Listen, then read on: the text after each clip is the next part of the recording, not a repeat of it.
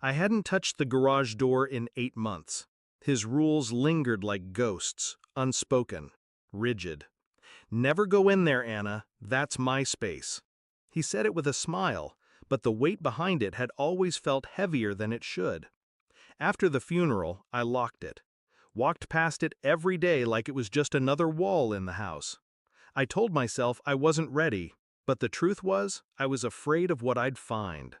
It wasn't until I decided to sell the house that I pressed my palm against the cold metal handle. My pulse climbed. I lifted the door and froze. It wasn't the smell that hit me first, it was the silence. The kind of silence that feels like it's holding its breath. Then my eyes adjusted. Boxes, stacks of them, some labeled, some not, and in the center, a single wooden desk. On it, my wedding photo, face down. When I first met Mark, he was magnetic. Sharp suit, sharper smile. He made me laugh the way people do when they already know the punchline. He told me he loved how I saw through people. I told him I loved how he never made me doubt. We built our life brick by brick. Mortgage, trips, late-night takeout. Or so I thought. It started small.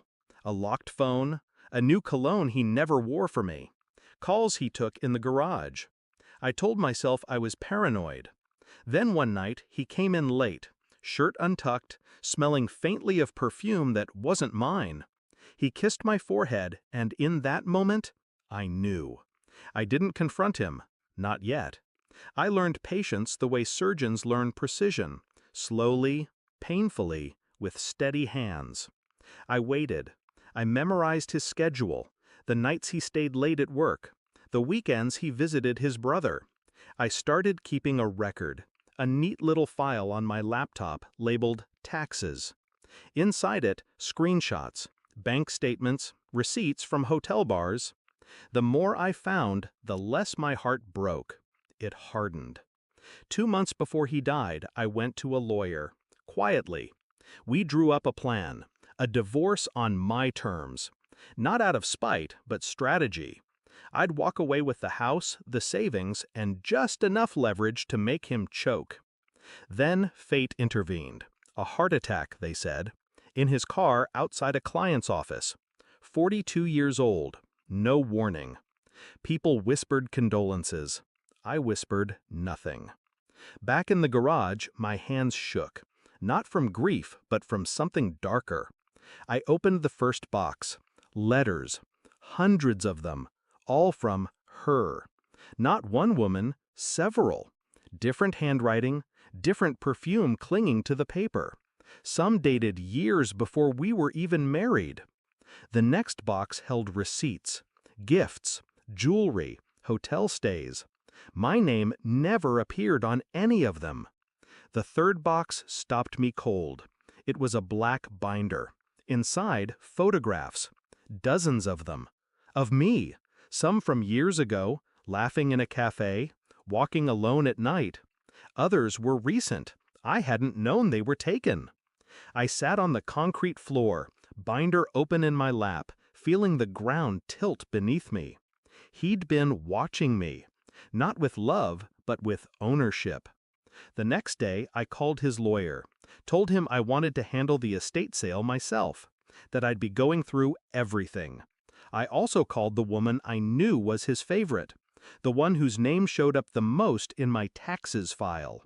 I told her we should meet. When she walked into the cafe, she looked nervous. Younger than me, but not by much. I slid the binder across the table. Her hands trembled as she flipped through it. I didn't smile. "Why are you showing me this?" she whispered. "Because," I said, "he lied to you too, and now you're going to help me." Together, we traced the money trail, offshore accounts, hidden assets, investments in names I didn't recognize. Piece by piece, I built my case. Not for court, for closure. When the time came, I invited all of them, the women. I told them I wanted to honor him with a gathering. They came, dressed in black, thinking they'd share tears. Instead, I poured wine, stood by the fireplace, and told them the truth. every detail, every betrayal.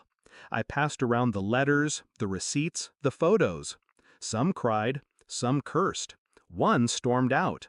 I stayed calm. By the time I was done, none of them looked at him the same. The man they'd loved was gone, replaced by the predator I'd uncovered. I sold the garage contents to an auction house, except the binder. That I burned. The money from the sale, I split it between the women. A gesture, not forgiveness, but freedom. The house sold next. I packed my things in silence, leaving no trace of him behind. People still ask why I never cried, why I never had a breakdown. They don't understand. Grief is for what you lose. What I lost was a lie. And when a lie dies, you don't bury it, you burn it. I shut the garage door one final time, listening to it slam down like a gavel. Case closed. That was the day I stopped being his widow and became my own witness.